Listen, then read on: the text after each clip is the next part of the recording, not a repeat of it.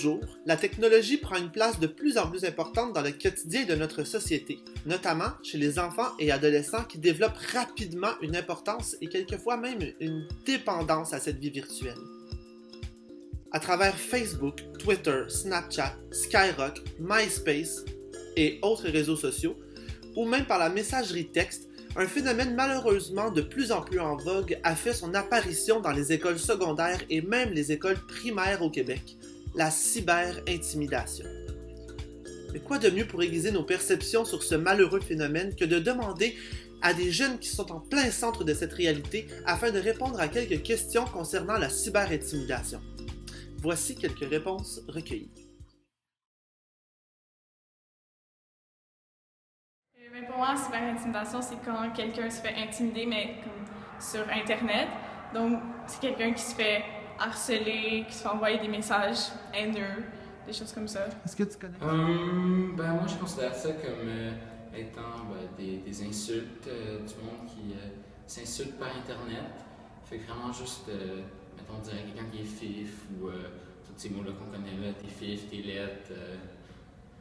Puis c'est ça, puis mais aussi des menaces. Comme si demain tu m'amènes pas quelque chose, ben tu vas avoir une conséquence, une affaire de même.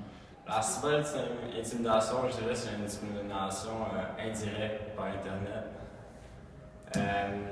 Qui se fait en envoyant des messages, puis tout ça, mais sans vraiment parler à la personne directement. Peut-être qu'il y a aussi y en a directement, mais c'est principalement par Internet.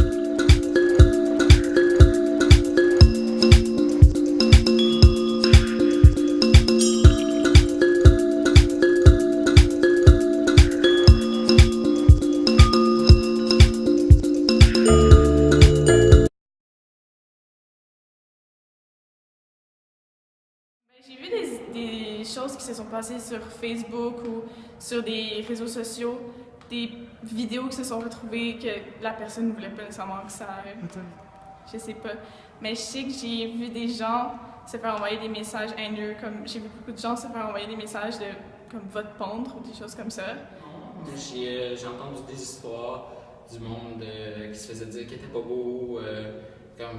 J'ai une de mes amies qui s'est fait refaire le nez parce que elle se faisait dire que son nez était gros, qu'il était pas beau. Elle a dépensé 1000 quelques dollars pour se faire le nez juste pour qu'on arrête de dire qu'il était pas beau. Fait que...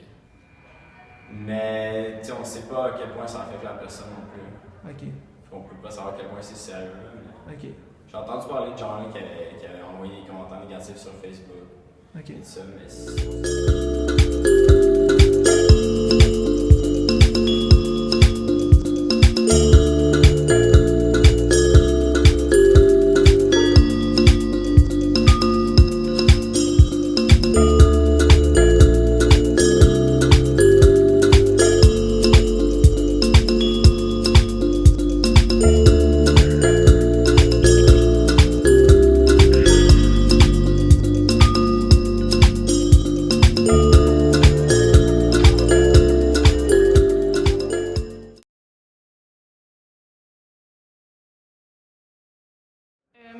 Cyber-intimidé, je sais pas, mais des personnes qui se sont fait envoyer des messages haineux, que ce soit une fois ou plusieurs fois, au moins comme 80%, je sais pas, genre, ça arrive à tout le monde, c'est pas le fun, se faire texter des choses, pas le fun.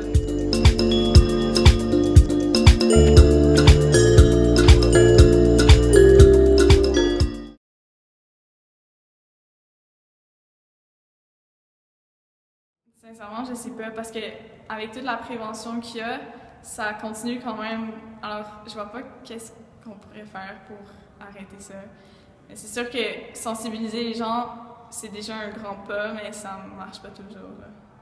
Ben, je pense que juste le fait qu'il n'y ait pas de Wi-Fi, à notre école, il n'y a pas de Wi-Fi, puis d'interdire l'utilisation des téléphones dans l'école, ça aide beaucoup, parce que ça fait que s'il y a de l'intimidation, ben, au lieu d'être par Internet, ça va vraiment être de l'intimidation normale, puis si on connaît déjà les règlements par rapport à ça, tout est déjà interposé.